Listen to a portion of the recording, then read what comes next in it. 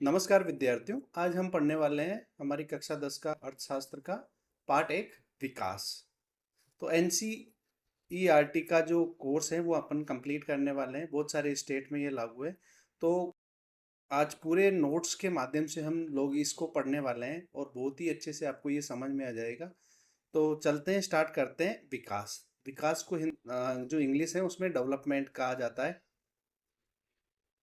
ठीक है, इंग्लिश में से डेवलपमेंट कहा जाता है। और विकास जो हम देखते हैं, सबका नज़रिया अलग अलग है। विकास के मामले में हम देखते हैं कि हर देश में जो विकास है वो अलग अलग है। जैसे हम बात करें, जो सामान्य जो धारणा बनी हुई है विकास की, वो ये है कि कोई देश अगर उसके पास अच्छे रोड है, अच्छे हॉस्पिटल है, अच्छे विद्यालय है, या कोई आदमी जिसके पास अच्छी कार है, ये सारे हम लोग क्या मानते हैं, विकास मानते हैं। लेकिन हम देख यहाँ पर विकास के बारे में और भी बहुत सारी चीज़ें हमारे को यहाँ पर जानने को मिलेगी। विकास क्या है, ठीक है, अलग अलग व्यक्तियों के लिए जो विकास है वो क्या होता है, तो वो सारी चीज़ें हमें यहाँ पर जानने को मिलने वाली है। तो विकास क्या वादा करता है? विभिन्न व्यक्ति विभिन्न लक्ष्य। यहाँ पर हम डॉट टू डॉट मतलब पॉइंट टू पॉइंट एनसीईआरटी का जो चीज़ है वो पढ़ने वाले हैं। ठीक है, और आई थिंक आपको सबको समझ में ये आ जाएगा। तो विकास या प्रगति के बारे में जो लोग होते हैं उनके सभी के समान मत नहीं होते हैं। क्या नहीं होते हैं? समान मत नहीं होते हैं। ठीक है, मत समान नहीं होते हैं। आ गई बात समझ में? मतलब जो लोग हैं उनके सभी के समान मत नहीं होते हैं। किसको लेके? विकास या प्रगति को लेके। लोग वो चीज चाहते हैं जो उनके लिए सर्वाधिक महत्वपूर्ण होती है, वो चीज जो उनकी आकांक्षाओं और इच्छाओं को पूरा करे। देखो, कोई भी जो लोग है ना, वो किन चीजों को चाहेंगे? जो उनकी आवश्यकता को पूरा करे, उनकी आकांक्षाओं को पूरा करे, उनकी इच्छाओं को पूरा करे, वो ही लोग चाहते हैं। ठीक है, कई बार ऐसा करने पर, देखो कई बार ऐसा करने पे क्या होता है कि दो व्यक्ति या गुट, उनके बीच, मतलब दो व्यक्ति या जो गुट है, वो ऐसी चीज चाह सकते हैं, ऐसी चीज की मांग कर सकते हैं, आकांक्षा रख सकते हैं, जिनमें परस्पर क्या हो? विरोध हो, जिनमें आपस में एक विरोधाभास हो। मतलब एक मैं कोई चीज चाह रहा हूँ और दूसरा कोई चीज चाह रहा, तो उनमें क्या होता है? टकराव हो सकता है, सेम नहीं है। ठीक है, तो इसको उदाहरण के माध्यम से हम समझ सकते हैं। जैसे एक लड़की अपने भाई की तरह आज़ादी चाहती है, वो भी ये आशा रखती है कि उसका भाई उसकी तरह काम, घर के काम में हाथ बटाए, उसकी तरह जो घर है, घर के काम में क्या बटाए? हाथ बटाए। तो एक लड़की क्या सोचती है कि उसके भाई की तरह उसको भी आज़ादी मिले, और जो उसका भाई है उसकी तरह जो घर का रसोई का जो काम है उसमें हाथ बटाए। तो लड़की क्या सोचती है कि अगर मैं आज़ाद होंगी तो मेरा विकास होगा। वही वो चाहती है कि उसका भाई भी उसकी तरह हाथ बटाए। तो दोनों में क्या हो सकता है? विरोध हो सकता है। और इसी तरह बड़े बड़े जो उद्योगपति होते हैं, जो बड़े बड़े उद्योगपति होते हैं, वो क्या चाहते हैं कि बड़े बांध बने, ताकि जो उनकी फैक्ट्री है उनको बिजली आसानी से मिल सकते हैं।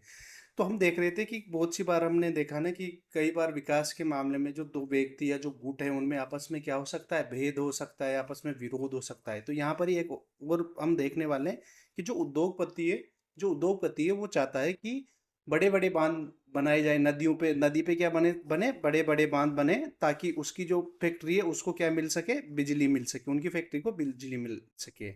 लेकिन जो छोटे किसान है वो, इससे क्या होगा? जो बड़े बांध बनाएंगे तो ये पानी फैल जाएगा, और पानी फैलने से जो छोटे किसान होते हैं उनके खेत इस पानी में डूब जाएंगे। बांध जब हम बनाते हैं तो जो खेत है वो डूब जाते हैं। तो छोटे किसान के लिए ये क्या हो गया? विनाश हो गया।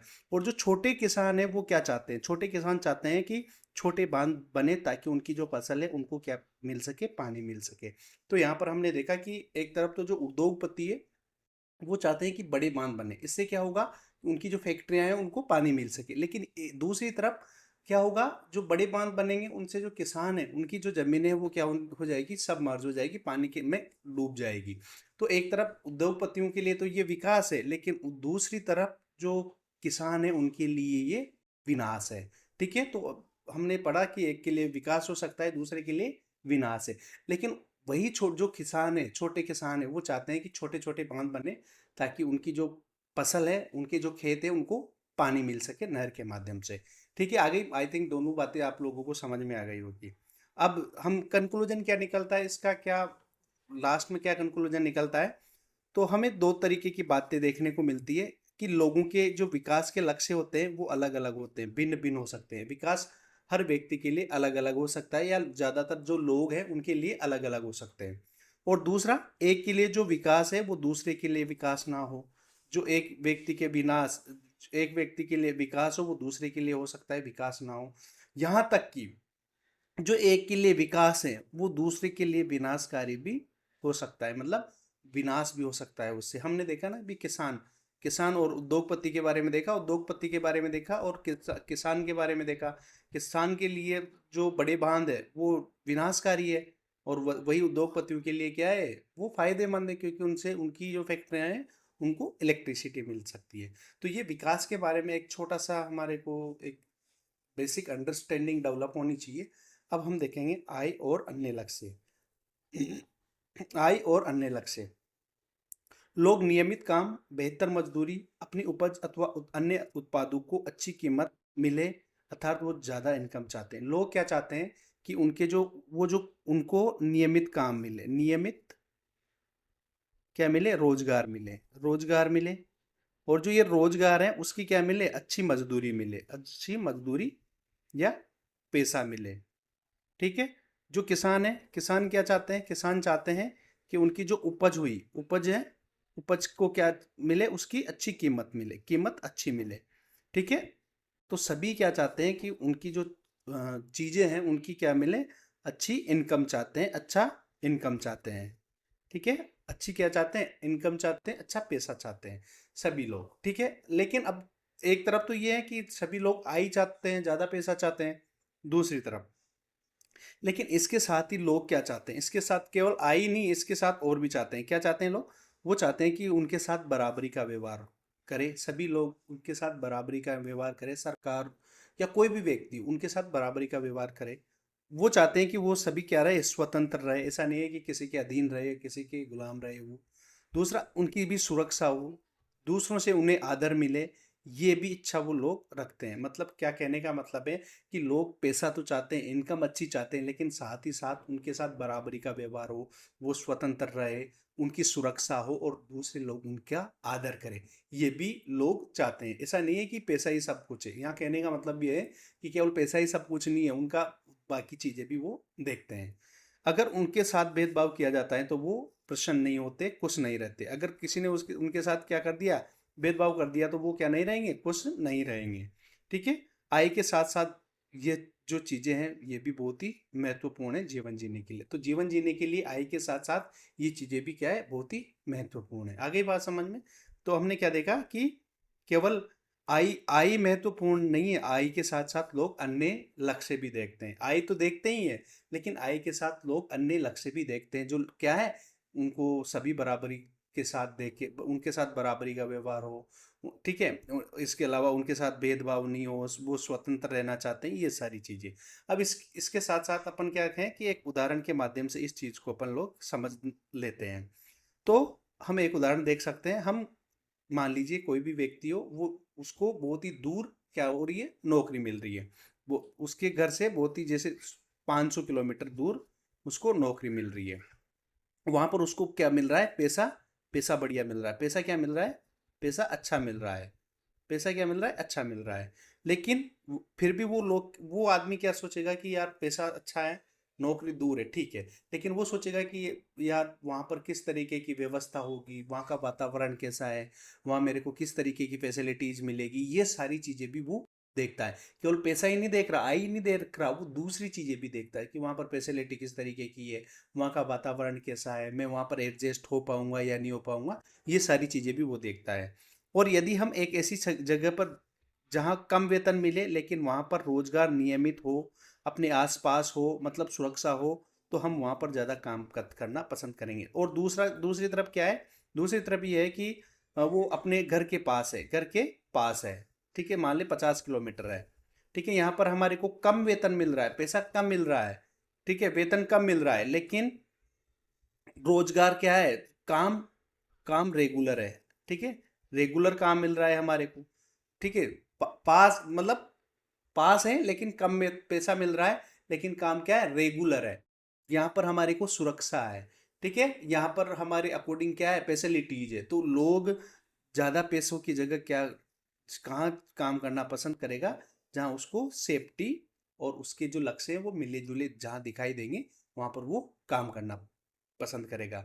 तो सेकंड नंबर का अपना क्या आ जाता है, इस तरीके से क्या निकल के आता है कि इस तरह विकास के लिए लोग मिले जुले लक्ष्य भी देखते हैं। मिले जुले लक्ष्य से क्या मतलब है, जैसे वहाँ का वातावरण अच्छा हो, उसको अच्छी फैसिलिटीज मिले। यहाँ पर पैसे नहीं देखे उसने, लेकिन अच्छा वातावरण और फैसिलिटीज उसने देखी, तो लोग इस तरह क्या करते हैं, लोग मिले जुले जो लक्ष्य है वो भी देखते हैं। ठीक है, आगे बात समझ में। आगे देखिए, अब आगे चलते हैं अपन। राष्ट्रीय विकास अब देखने वाले हैं अपन। राष्ट्रीय विकास, राष्ट्रीय विकास किस तरीके से होता है, राष्ट्रीय विकास के बारे में भी जो लोग होते हैं उनकी अलग अलग धारणा होती है। तो देश के विकास में के विषय में, देश के विकास के विषय में जो लोग होते हैं उनकी भिन्न भिन्न या परस्पर विरोधी हो सकती है। उनकी जो धारणा है वो भिन्न भिन्न या परस्पर क्या हो सकती है, विरोधी हो सकती है। ठीक है, आगे बात समझे। विकास के बारे में जो लोग हैं उनकी धारणा भिन्न भिन्न होती है या परस्पर विरोधी हो सकती है। अब अपन देखने वाले हैं विभिन्न देशों या राज्यों की तुलना कैसे की जाए। देखो, हम देखते हैं कि बहुत सी बार आप लोगों ने सुना है कि ये देश विकसित है, ये विकासशील है। तो इन जो देश है, ये जो देश है, इनकी तुलना कैसे की जाती है, किस देश को विकसित कहा जाता है, किस देश को विकास कहा जाता है, इंग्लिश में इन्हें डेवलप्ड या डेवलपिंग नेशन कहा जाता है। तो ये सारी चीज़ें अपन यहाँ पर देखने वाले हैं। तो आमतौर पर देश की तुलना करने के लिए उसकी आय को सबसे महत्वपूर्ण समझा जाता है। तो मतलब सबसे मेन चीज़ क्या समझाता है, जब भी हम लोग क्या करते हैं, तुलना करते हैं, देशों की तुलना करते हैं, तो सबसे महत्वपूर्ण जो चीज़ होती है वो क्या होती है, आय। वहाँ पर कितना पैसा आ रहा है। ठीक है, जिन देशों की आय अधिक है उन्हें अधिक विकसित समझा जाता है। मतलब जहां पर जिस देश में ज़्यादा पैसा है, जहां के लोग ज़्यादा पैसा कमा रहे हैं, उसे क्या समझा जाता है, विकसित समझा जाता है। उसे क्या समझा जाता है, अधिक विकसित समझा जाता है। ठीक है, आगे बात समझ में यहाँ तक। अब देखो, देश की आय क्या होती है, देश की आय क्या होती है, देश की आय क्या है। देश की आय मतलब ये मान लीजिए ये देश है। ठीक है, ये पूरा यहाँ पर ये लोग रहते हैं। अब ये लोग जितने पैसे कमा रहे हैं, ये सभी लोगों की आय को अपन अगर जोड़ लेते हैं, सभी की इनकम को जोड़ लेते हैं, तो वो किसी भी देश, वो देश की क्या आ जाती है, आय आ जाती है। मतलब किसी देश के सभी निवासियों की आय से है। देश की आय से मतलब क्या है कि जो देश में जो सभी लोग कमा रहे हैं ना, उनको जब अपन ओवरऑल जोड़ देते हैं तो वो आ जाती है देश की इनकम। जैसे भारत है, भारत के जो सारे व्यक्ति है वो जितने पैसे कमा रहे हैं उन सबको अपन क्या कर देते हैं, जोड़ देते हैं, और इसे ही कहा जाता है देश की आय। ठीक है, और भी आगे देखने हैं। आप देखते हैं अपन देश की जो आय है उस किस तरीके से तुलना करते हैं। देशों की तुलना प्रति व्यक्ति आय के आधार पर हम करते हैं। देश की आय की जगह हम देश की तुलना के लिए प्रति व्यक्ति आय को काम में लेते हैं। मतलब पर कैपिटा इनकम को हम लोग क्या करते हैं, काम में लेते हैं। देश की आय, जैसे भारत तो देखो यहाँ पर क्या होता है, देश की आय को अब हम लोग काम में क्यों नहीं लेते, प्रति व्यक्ति आय को क्यों काम में लेते हैं, क्योंकि बहुत से जो लोग होते हैं ना, उनमें जनसंख्या बहुत सारी होती है। तो वहाँ की जो इकोनॉमी है वो तो ज़्यादा रहेगी। ठीक है, वहाँ की आय तो ज़्यादा होगी।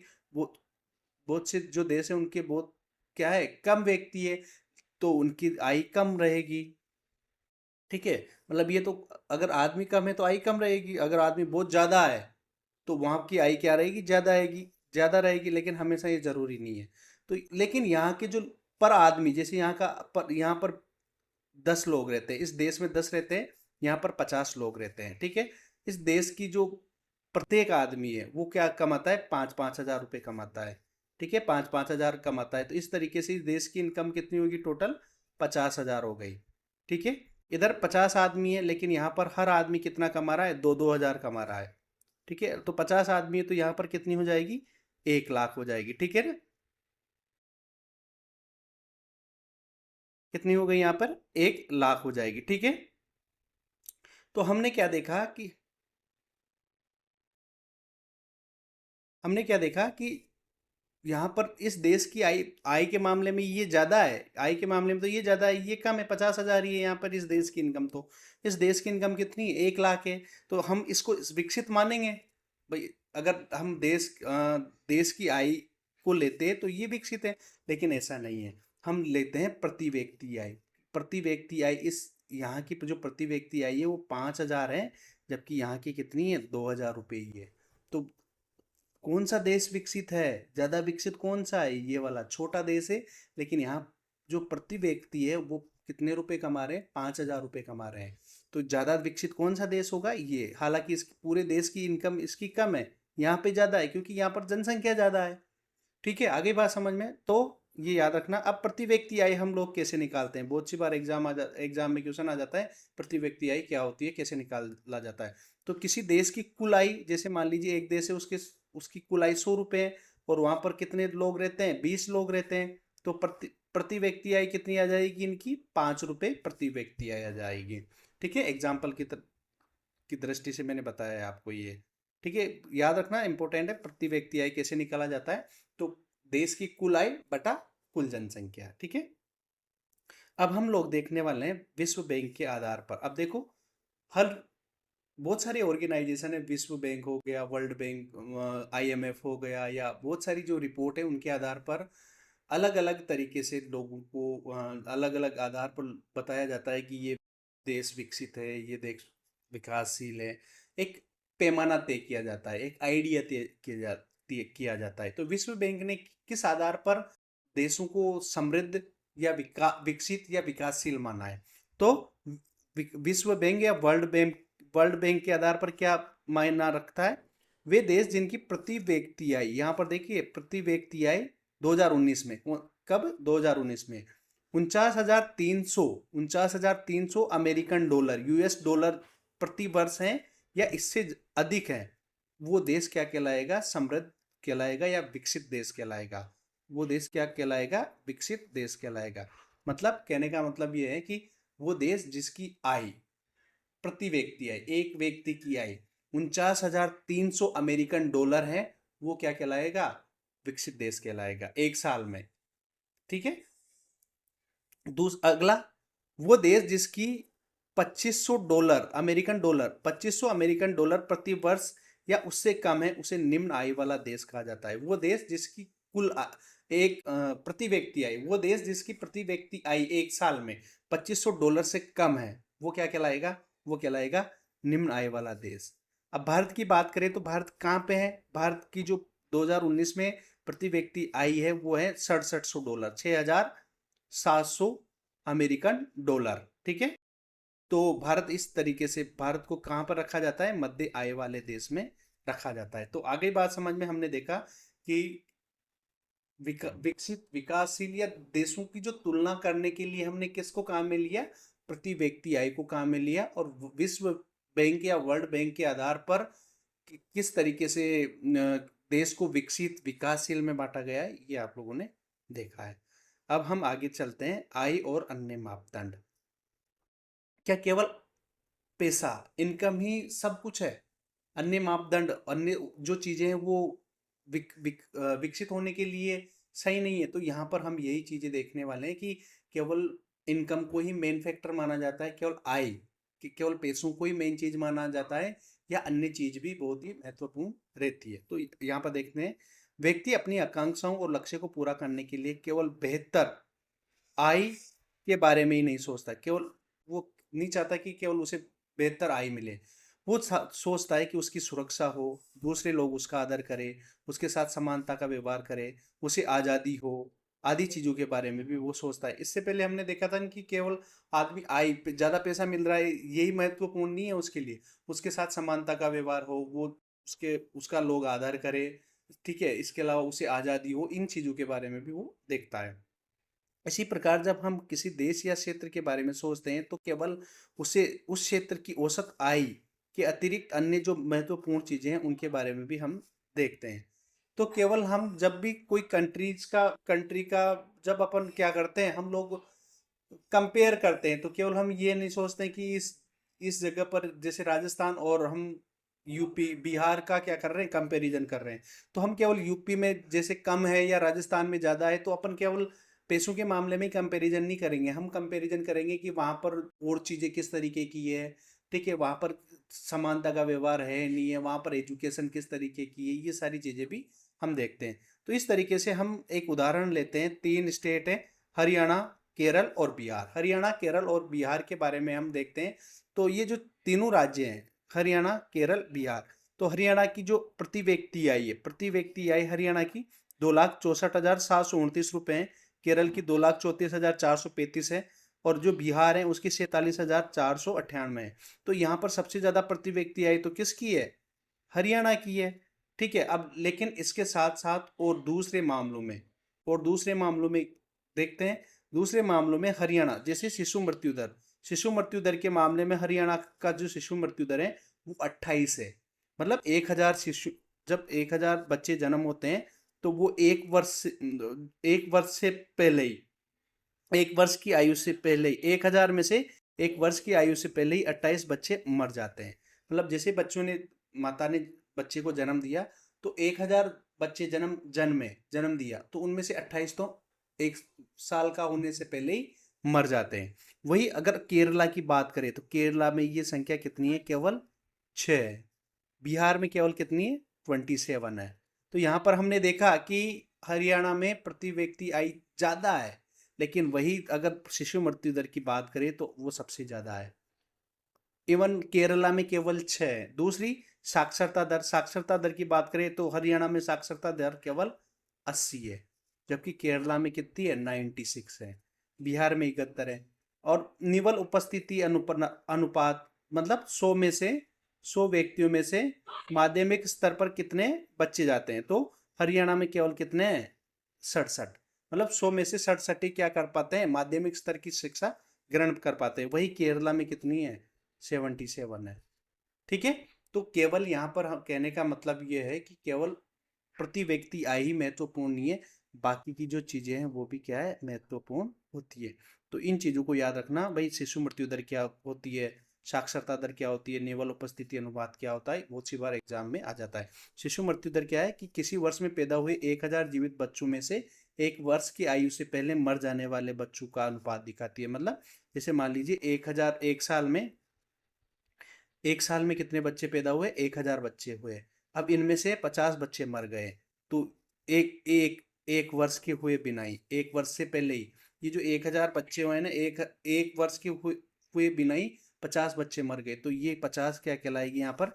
शिशु मृत्यु दर कहलाएगी। साक्षरता दर क्या होती है? 7 वर्ष या उससे अधिक आयु के लोगों में साक्षर जनसंख्या का अनुपात कहलाती है साक्षरता दर। निवल उपस्थिति क्या होती है कि 14 से 15 वर्ष की आयु के स्कूल जाने वाले कुल बच्चों का उस आयु वर्ग के कुल बच्चों के साथ प्रतिशत, मतलब कितने बच्चे स्कूल जा रहे हैं, ये सब क्या कहलाती है? साक्षरता दर कहलाती है। तो हमने क्या देखा कि केवल हम क्या नहीं कह सकते कि केवल जो आय को ही महत्वपूर्ण नहीं मान सकते। हरियाणा में तो क्या है? सबसे ज्यादा इनकम है, लेकिन फिर भी बाकी की जो चीजें देखने को मिलती है हमारे को, वो बहुत ही कम देखने को मिलती है। आगे बात समझ में ये। अब देखने वाले हैं अपन लोग सार्वजनिक सुविधाएं। ठीक है, तो सार्वजनिक सुविधाएं हमने देखा कि हरियाणा में औसत व्यक्ति आय, प्रति व्यक्ति आय मतलब प्रति व्यक्ति आय क्या है? ज्यादा है हरियाणा में। लेकिन बहुत सारी चीजों में वो क्या है? मतलब औसत आय केरल से ज्यादा है, लेकिन फिर भी वो महत्वपूर्ण क्षेत्रों में केरल से क्या है? पीछे है। महत्वपूर्ण क्षेत्र कौन से हैं? ये आवश्यक नहीं है कि जेब में रखा रुपया वे सब वस्तुएं और सेवाएं खरीद सकता है जिनकी आपको एक बेहतर जीवन जीने के लिए आवश्यकता हो। ऐसा नहीं है कि आपके पास बहुत सारे पैसे हैं लेकिन आपके जीवन जीने के लिए जो आवश्यक चीजें हैं वो नहीं खरीद सकता। जैसे आपके लिए स्वच्छ वातावरण या बिना पोल्यूशन का वातावरण नहीं खरीद सकता पैसा। ठीक है, उदाहरण के लिए पैसा आपके लिए प्रदूषण मुक्त वातावरण नहीं खरीद सकता। ठीक है, बिना मिलावट की दवाई आपको नहीं दिला सकता, आपको संक्रामक बीमारियों से नहीं बचा सकता। ठीक है, आपके पास पैसा तो है लेकिन आपको क्या पोल्यूशन मुक्त वो दे सकता है, वातावरण दे सकता है, बिना मिलावट की चीजें आपको प्रोवाइड करवा सकता है पैसा। ठीक है, या फिर आपको और भी बहुत सारी बिना संक्रमण, जैसे अभी कोरोना आया तो क्या पैसा आपको कोरोना से फैलने से बचा सकता था? नहीं। तो ये सारी चीजें भी बहुत ही महत्वपूर्ण हमारे को देखने को मिलती है। देखिए केरल में शिशु मृत्यु दर बहुत ही कम है क्योंकि यहाँ पर स्वास्थ्य और जो शिक्षा की जो मौलिक सुविधा है वो बहुत ही अच्छी मात्रा में है। केरल में हमने देखा कि स्वास्थ्य और जो शिक्षा है वो बहुत अच्छी मात्रा में है। इस और साथ ही यहाँ पर जो शिशु मृत्यु दर है वो भी कम है। हालांकि इसकी जो प्रति व्यक्ति आई है वो हरियाणा से कम है, लेकिन बाकी चीजें यहाँ पर बहुत ही अच्छी मात्रा में है। इस प्रकार कुछ राज्यों में सार्वजनिक वितरण प्रणाली ठीक से काम करती है। ऐसे राज्यों में लोगों के स्वास्थ्य और पोषण स्तर निश्चित रूप से अच्छे होते हैं। सार्वजनिक वितरण प्रणाली क्या है? सार्वजनिक वितरण प्रणाली जैसे अपन राशन की दुकान होती है ना, राशन की दुकान, उसके माध्यम से। तो साउथ वाले जो एरिया है ना, तमिलनाडु हो गया, वहाँ पर जो राशन की दुकानें हैं ना, ये बहुत ही अच्छी तरीके से डेवलप हो रखी है। तो इन राज्यों में ये अच्छी तरीके से विकसित है। अब देखते हैं अपन body mass index. Body mass index क्या होता है और ये निकालने का क्या फॉर्मूला होता है? तो बीएमआई, बॉडी मास इंडेक्स क्या होता है कि ये क्या काम आता है? तो बीएमआई के अनुसार ये स्वास्थ्य वर्गीकरण, मतलब स्वस्थ, कोई आदमी स्वस्थ है या नहीं है, ये चीज देखता है पोषण के आधार पे। ठीक है, तो उदाहरण के अब इसको निकालने का क्या फॉर्मूला होता है? बॉडी मास इंडेक्स को निकालने का सबसे आसान फॉर्मूला है वजन, किलोग्राम में वजन, ठीक है, वेट बटा हाइट, वो भी क्या होती है? स्क्वायर में। ठीक है, वजन को स्क्वायर में जो ऊंचाई, वजन बटा हाइट, हाइट को क्या है? स्क्वायर में है, वर्ग में है। ठीक है, वर्ग में है। तो ऊंचाई इनटू ऊंचाई, और ये किस में होनी चाहिए? हाइट मीटर में होनी चाहिए। तो इससे हम लोग क्या कर सकते हैं? अपना बॉडी मास इंडेक्स निकाल सकते हैं। ठीक है ना? और ये जो बीएमआई है, बॉडी मास इंडेक्स है, इससे हम लोग क्या करते हैं कि ये क्या ये अपने स्वस्थ शरीर या स्वस्थता का प्रतीक होता है। तो कैसे निकालते हैं अपन? वजन में से क्या घटा देते हैं? ऊंचाई घटा देते हैं। वजन में से, सॉरी, वजन में ऊंचाई का भाग दे देते हैं। वजन में किसका भाग देंगे? ऊंचाई का, वो भी कितना? ऊंचाई स्क्वायर का। ठीक है ना? वजन भाग चिन्ह ऊंचाई इंटू ऊंचाई, ये क्या होनी चाहिए? मीटर में। और वजन किस में होना चाहिए? किलोग्राम में। उदाहरण के लिए मान लीजिए, यदि किसी व्यक्ति का वजन 70 किलोग्राम है और उसकी ऊंचाई 1.75 मीटर है, तो उसका बीएमआई क्या होगा? 70 बटा 1.75, तो उसका बीएमआई आएगा 22.86 आएगा। ठीक है, और स्वास्थ्य का वर्गीकरण दे रखा है। अगर किसी का बीएमआई बॉडी मास इंडेक्स 18.5 से कम है, तो वो कम वजन का है। तो वो क्या है? कम वजन का है। और अगर 18.5 से 24.9 आता है, तो वो सामान्य वजन का है। अगर 25 से 29.9 आता है, तो वो ज़्यादा ओवरवेट है। और यदि 30 से अधिक आता है, तो वो क्या है? मोटापा का शिकार है। ये चीज़ें याद रखना। बीएमआई का भी कभी पूछ लेता है, बॉडी मास इंडेक्स। अब देखते हैं मानव विकास सूचकांक। ठीक है, एचडीआई, ह्यूमन डेवलपमेंट इंडेक्स। ठीक है, इसके बारे में देख लेते हैं, ह्यूमन डेवलपमेंट इंडेक्स के बारे में। तो इसे 1990 में, 1990 में विकसित किया गया था। किसके द्वारा? संयुक्त राष्ट्र विकास कार्यक्रम के द्वारा, यूनाइटेड नेशन डेवलपमेंट प्रोग्राम के द्वारा। ठीक है, कब किया गया था? 1990 में विकसित किया गया था। ठीक है, अब ये क्या करता है? किसी भी देश के मानव विकास के स्तर को मापता है। देखो, हमने देखा कि आय के बारे में तो हमने देख लिया कि आय के माध्यम से हम विकास को माप सकते हैं। लेकिन किसी भी देश का जो किसी भी देश के मानव विकास के स्तर को मापने के लिए क्या किया जाता है? तो इसके लिए मेन 3 आयाम होते हैं। मुख्य रूप से 3 आयाम होते हैं। कौन कौन से आयाम होते हैं? कौन कौन से मेन आयाम होते हैं? तो इसके 3 घटक है। एक तो स्वास्थ्य, स्वास्थ्य, ठीक है, शिक्षा, दूसरा है शिक्षा, और तीसरा है आय। आय, ये 3 आयाम होते हैं। आय, इन तीनों के आधार पर किसी भी जो मानव विकास है, उसको स्तर को मापा जाता है। तो स्वास्थ्य पहला देखते हैं। हेल्थ, हेल्थ में क्या होता है?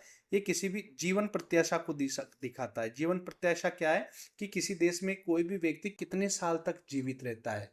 ठीक है ना? सभी, जैसे मान लीजिए एक आदमी 5 साल की उम्र में मर गया, एक 10 की उम्र में मर गया। एक देश में 2 व्यक्ति रहते हैं, तो अब इन दोनों को जोड़ के 15 साल हो गया। अब 15 साल में दो आदमी है, तो 2 का देंगे, तो इनकी जो जीवन प्रत्याशा है, वो कितने साल आई? 7.5 इनकी जीवन प्रत्याशा है। ठीक है, मतलब एक देश में 7.5 वर्ष तक आदमी जिंदा रहता है। तो इस तरीके से हम जीवन प्रत्याशा, मतलब इस देश में कितने साल तक व्यक्ति जीवित रहता है, तो ये दर्शाता है कि किसी नवजात शिशु की औसत आयु कितनी हो सकती है। उच्च जीवन प्रत्याशा बेहतर स्वास्थ्य सेवाओं और जीवन स्तर का संकेत है। ठीक है, इसके अलावा शिक्षा, औसत विद्यालय शिक्षा वर्ष, विद्यालय में अपेक्षित वर्षों की संख्या इस बात को मापता है कि लोग कितनी अवधि तक शिक्षा प्राप्त करते हैं और बच्चों से कितनी शिक्षा अपेक्षित है। मतलब यहाँ कहने का मतलब है कि कोई भी व्यक्ति अपनी शिक्षा कहाँ तक पूरी करता है। जैसे बहुत सी में देखते हैं कि बहुत सारे बच्चे जो है वो 10वीं के बाद परीक्षा जो विद्यालय हैं वो छोड़ देते हैं, तो वहाँ की जो शिक्षा है वो बहुत ही कम रहेगी। आई, प्रति व्यक्ति आय जो है वो सकल राष्ट्रीय उत्पाद है उसके बारे में बताता है। ये आय के स्तर को दर्शाता है जो देश में रहने वाले व्यक्तियों की आर्थिक स्थिति का संकेत देता है। ठीक है, आई भी तो तीन चीजें हो गई, HDI है, ह्यूमन डेवलपमेंट जो इंडेक्स है वो तीन चीजों पर निर्भर करता है। ठीक है, अब ये एक सारणी दे रखी है HDI के आधार पर, ह्यूमन डेवलपमेंट इंडेक्स के आधार पर। ठीक है, देखिए यहाँ पर हम देखते हैं कि प्रति व्यक्ति आय, जो प्रति व्यक्ति आय है वो श्रीलंका की ये है, भारत की इतनी है। ठीक है, मतलब कुछ जो लोग हैं वो ह्यूमन डेवलपमेंट जो इंडेक्स है उसमें अपने से ज़्यादा है। जैसे श्रीलंका छोटा सा देश है लेकिन वो भी हमसे HDI के मामले में क्या है, ज़्यादा है, ह्यूमन डेवलपमेंट इंडेक्स के मामले में ज़्यादा है। उसका जो पॉइंट है वो कितना है, 78 है, और अपना कितना आता है, 134 आता है। ठीक है, तो यहाँ पर हम इतना बड़ा देश है लेकिन फिर भी हमसे आगे श्रीलंका है। तो याद रखना कि यहाँ से क्वेश्चन आ सकता है कि भारत से ज़्यादा जो HDI है वो किसका है, तो ये चीज़ें आपको ध्यान रखनी है। ठीक है, यहाँ पर बहुत सारी चीज, जन्म के संभावित आयु, ये सारी चीज़ें एक बार आप लोग देख लेना। ठीक है, तो श्रीलंका एक छोटा सा देश है लेकिन वो HDI के मामले में भारत से आगे हैं। अब देखने वाले हैं हम लोग विकास की धारणीयता। विकास की धारणीयता क्या है, तो प्रत्येक देश चाहता है कि वो विकसित हो और उसकी भावी पीढ़ी भी क्या रहे, विकसित रहे। देखो हर देश चाहता है कि वो विकसित बने, उसकी आय ज़्यादा हो, वहाँ पर अनेक अच्छे तरीके की फैसिलिटीज़ हो, सब ये चाहते हैं। और ये साथ ही चाहता है कि उसकी जो भावी पीढ़ी है वो भी विकसित रहे। लेकिन वर्तमान में जिस तरीके से विकास हो रहा है वो धारणीय नहीं है, मतलब अच्छा नहीं है, प्रकृति के लिए सही नहीं है। वर्तमान में जिस तरीके से डेवलपमेंट हो रहा है, जिस तरीके से विकास हो रहा है, वो प्रकृति के लिए क्या नहीं है, सही नहीं है। उदाहरण के लिए अपन एक उदाहरण के माध्यम से समझ सकते हैं। उदाहरण के लिए भूमिगत जल नवीनीकरण संसाधन है। नवीनीकरण संसाधन क्या होता है, नवीनीकरण संसाधन क्या होता है, वो संसाधन जो एक बार काम में लेने पर वापस से कुछ ही समय में वापस से रिन्यू हो जाता है या वापस से वो सही हो जाता है। और गैर नवीनीकरण क्या होता है, गैर नवीनीकरण संसाधन वो होते हैं जो एक बार में उपयोग में लेने पर हमेशा के लिए क्या हो जाते हैं, समाप्त हो जाते हैं, और जिनको बनने में लाखों वर्ष लगते हैं। ठीक है, तो नवीनीकरण भूमिगत जो जो जमीन के अंदर का जो पानी है वो क्या है, भूमिगत जल जो है वो क्या है, नवीनीकरण संसाधन है। काम में लेते हैं और बारिश से वापस से फिलअप हो जाता है।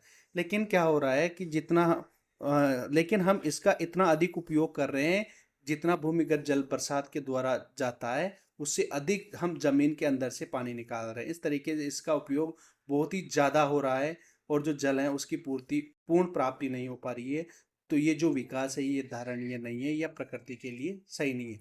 मतलब कहने का मतलब ये है कि जितना जो जमीन के नीचे का जो पानी है, जितना पानी है उससे ज़्यादा हम लोग क्या कर रहे हैं, काम में ले रहे हैं। जितना हमारे यहाँ पर जो जमीन में पानी जितना नहीं जाता है उससे ज़्यादा हम लोग जमीन के अंदर का पानी निकाल रहे हैं। तो ये हमारे लिए क्या नहीं है, धारणीय नहीं है, सतत पोषणीय विकास नहीं है।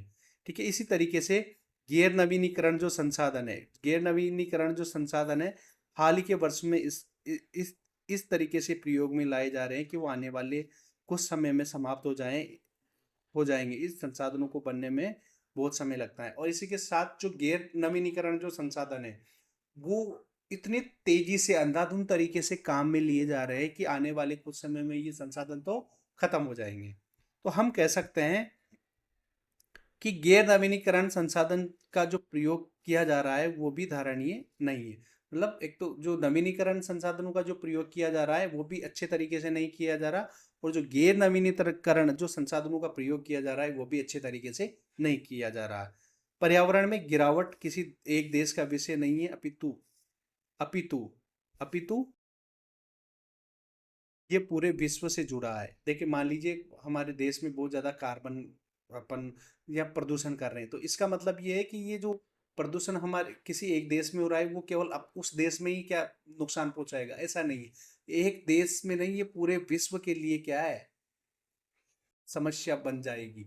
जैसे ग्लोबल वार्मिंग हो रही है, ग्लोबल वार्मिंग हो रही है तो केवल वो एक देश के लिए विनाशकारी थोड़ी है, वो तो पूरे विश्व के लिए ही है, क्योंकि धरती पे पूरी धरती गर्म हो रही है और इससे ग्लेशियर पिघल रहे हैं। तो एक देश के लिए ये विनाशकारी नहीं है, अपितु सबके लिए विनाशकारी है। तो पर्यावरण में गिरावट किसी एक देश का विषय नहीं है, ये पूरे विश्व का है।